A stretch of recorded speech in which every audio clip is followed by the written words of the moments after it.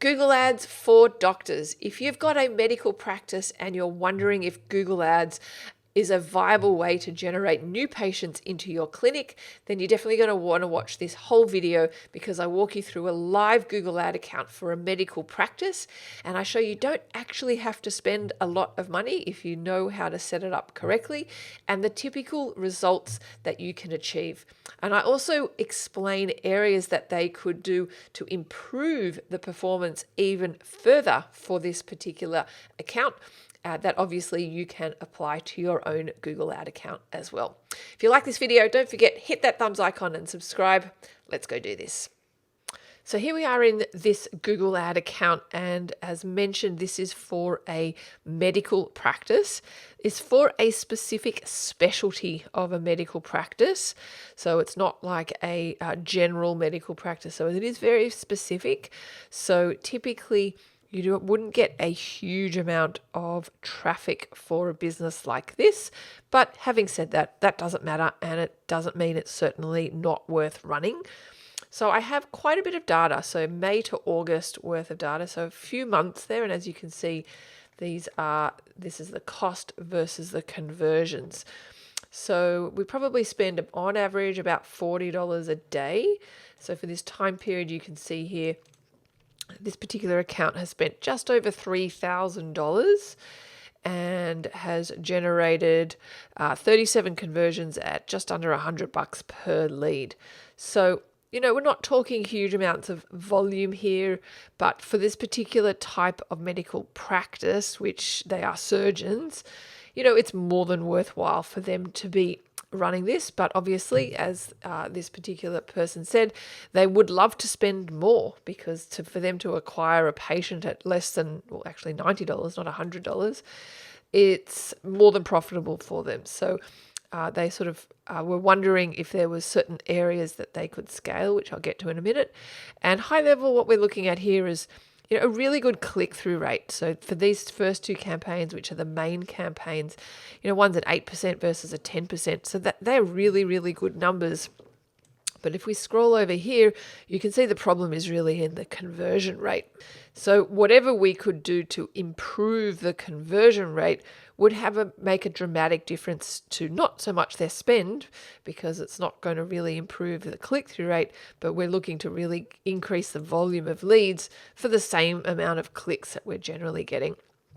And that would involve looking through the search term report to see, are we showing up for the right queries?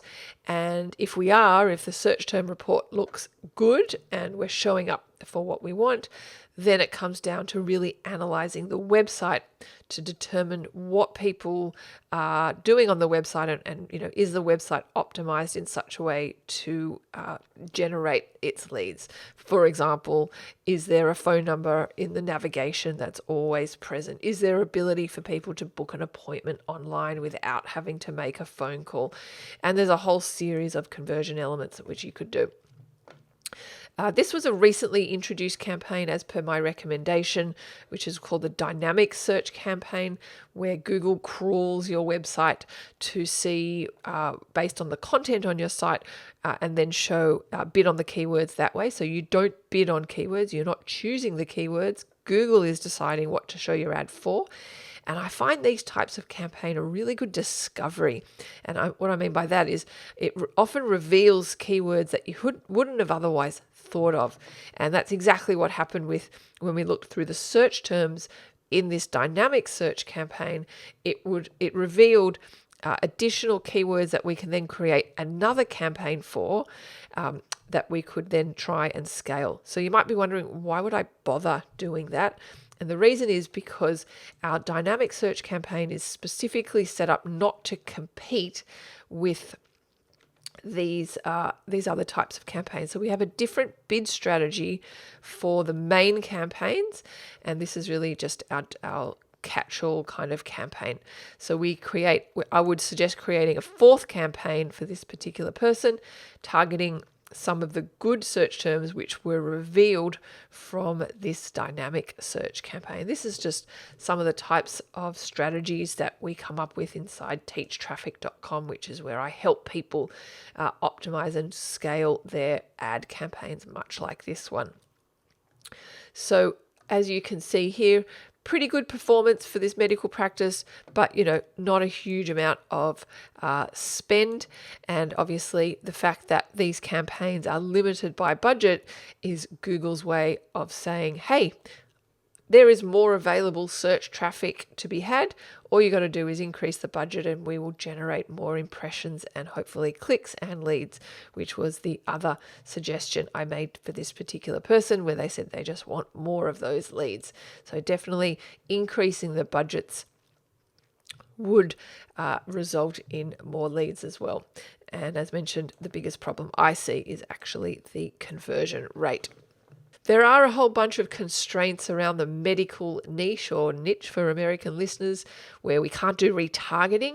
So unfortunately, that's not possible to incorporate in this particular ad account, but no other medical practice can do that. So at least it's a level playing field for everyone.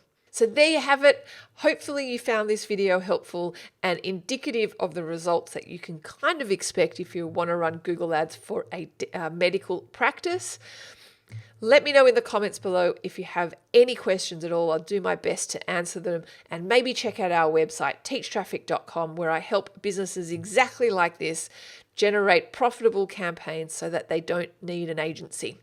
Thanks so much for watching, and don't forget, like and subscribe.